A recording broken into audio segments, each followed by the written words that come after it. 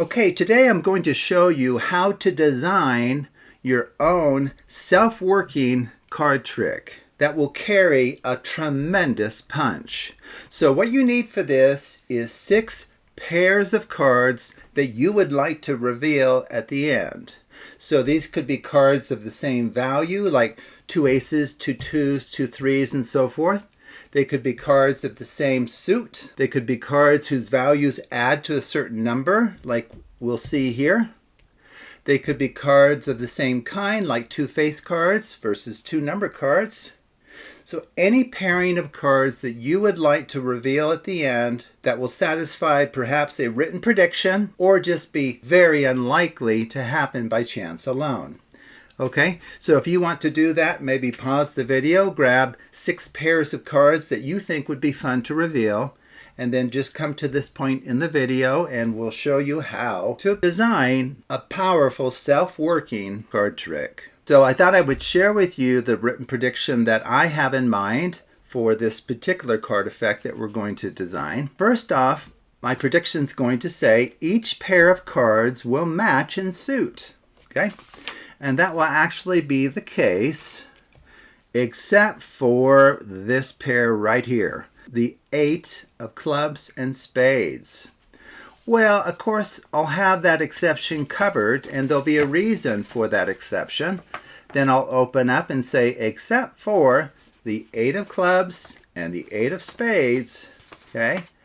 Which was unavoidable since we wanted unique pairs that add to 16. Okay, so this particular routine that I have in mind was meant to celebrate someone's 16th birthday. Okay, so that's why I have all of the card pairs adding to 16. And of course, with a couple of 8s here, we're going to have ones of different suits, though they're both of the same color. Okay, so that will be our fun exception where the spectator will think we messed up at first, right? And then you show that you've covered the exception, and then you even explain why, because they may not have noticed that these pairs add to 16.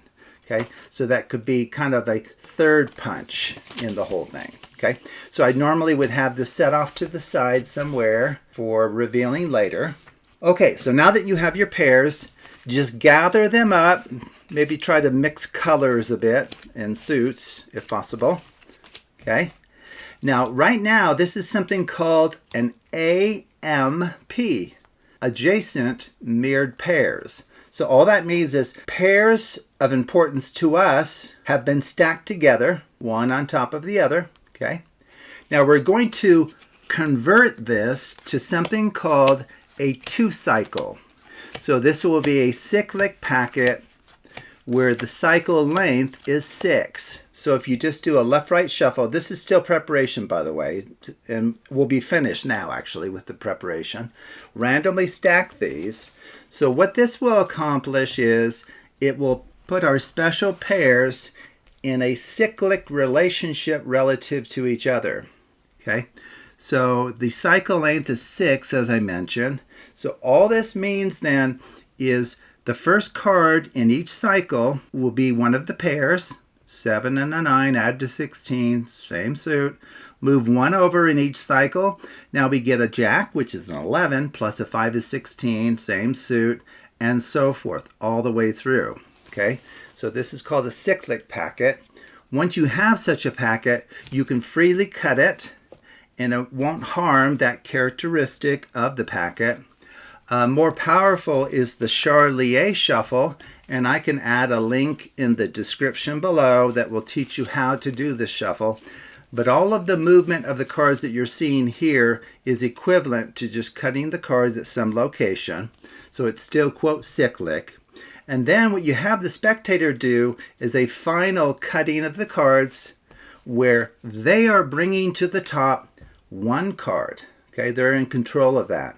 So what we're going to do is you could set this face down or face up, in my case here, because my pairs are kind of hidden.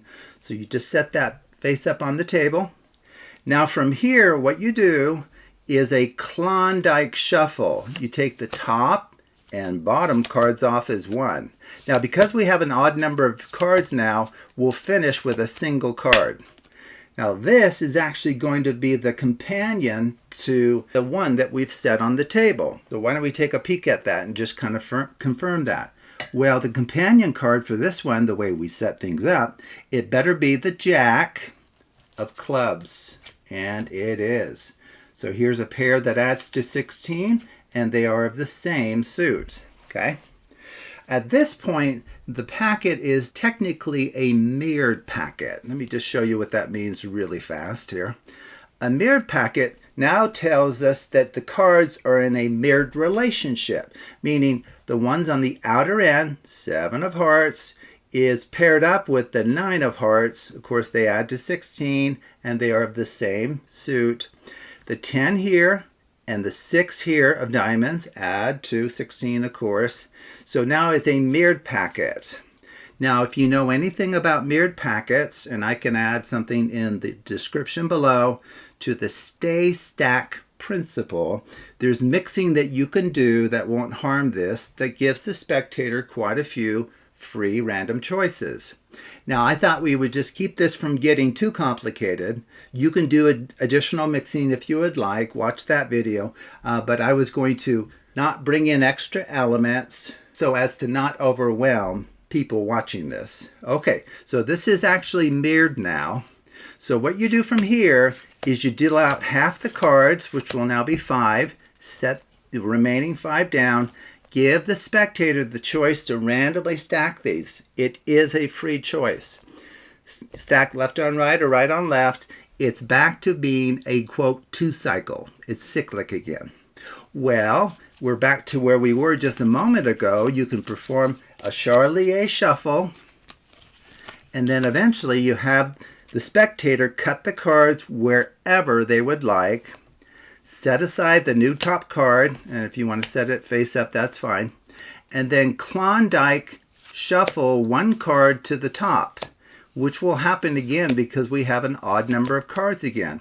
So you could just set it right there to be revealed at the end. Okay. Remember, this is back to being a mirrored packet. Okay. So to convert it back to a 2 cycle, deal out half the cards, which is now 4. Random stack, maybe left on right, spectator decides that. It's a 2 cycle, so you can perform a Charlier shuffle, have the spectator cut it at any location, which brings 1 card to the top, right? And then the corresponding card to the 4 of hearts will be arrived at by performing the Klondike shuffle, just as before, okay? This is mirrored once again. We can convert it back to a cyclic structure by dealing out half the cards, random stack. Since it's cyclic, you can perform a Charlier shuffle, have the spectator randomly cut the cards wherever they would like, brings a new top card to the top, and then from here, the companion card for that one will be found by Klondike shuffling until you have 1 card left, okay? Now this is back to being mirrored again, so just deal out half. Have the spectator randomly stack these. Maybe they want left on right again. This is now a 2 cycle, like we had before. We'll go ahead and perform a Charlier shuffle. Have the spectator randomly cut the cards at any location. That brings a new card to the top, right there. Then we'll Klondike shuffle a card, set it right there, and then our remaining pair, I guess we can set just like that right there. So you bring out your prediction and say each pair of cards will match in suit. What are the chances of that? Oh, there's a pair. Okay, these don't match in suit. That's a fail. That's too bad. Oh, those are both the same. Oh, the same there. Oh, the same there. And the same there. They matched in suit perfectly. Well, except for this one. Darn it. How did we mess? Oh, wait a second. There's more here. Except for the 8 of clubs and the 8 of spades. How did we see that this would be the exception? Is there more? Oh, wait. There's something else here to explain why we have that exception. Which was unavoidable since we wanted unique pairs that add to 16, which is what we were hoping for for so-and-so's special 16th birthday. Okay. Is that actually true here? Do all of these add? See, 11 and 5, 16. Of course, 16. 12 and 4, 16. 13 plus 3, 16. 6 and 10, 16. 9 and 7, 16. Whoa! How in the world did we pull that off? That is absolutely amazing. Okay. So if you followed the steps that I showed you, you can choose any pairings that you like. In fact, you don't have to use 12 cards. You could use any number of pairs that you like. And if you do it in the way that I showed you, it will work. Okay?